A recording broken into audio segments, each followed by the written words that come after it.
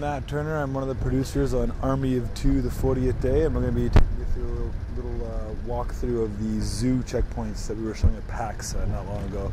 But before we jump into that, I want to show you some weapons customization, which we have revamped and overhauled and made bigger and better than it was before. So, one sec, Gino. If you hit A there, Gino, for me. Rock and roll. So here we are, the weapons customization system. So basically the idea here is any single part of any gun can be swapped out any part of any other gun. So kind of the tag word we're using when talking about it is Lego with guns. So if I jump into one of these, let's take the M416 for example. No, I feel like going on the M4 route today. So take the M4.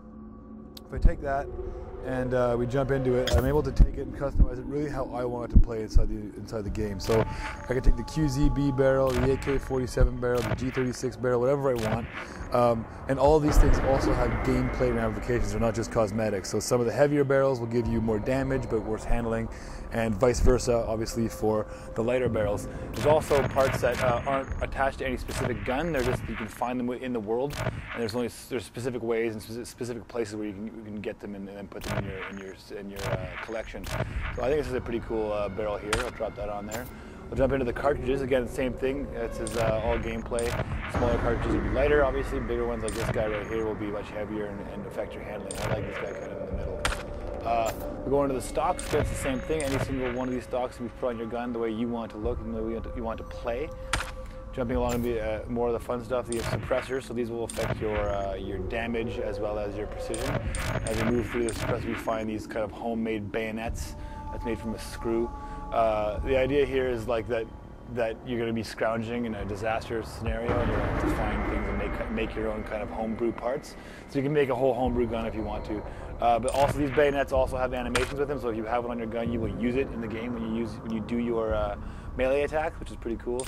And so you've got screwdrivers there and kitchen knives, and one of the team favorites is the Coke can silencer right there. So move through that. I can drop sniper scopes on your assault rifles.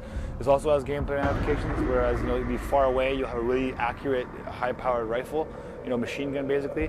But up close, when you zoom into aim, it'll snap really tight, so it's not as effective in the close range combat. I actually like it, so I'm going to put it on there.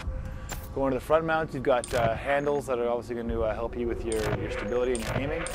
You've got shields that are going to help you with your hit points to give you a little bit more extra damage. And we've got these kind of other ones here, these shotgun mounts as well as grenade launchers, which are pretty sweet. And of course, we can pimp them too, as the first one.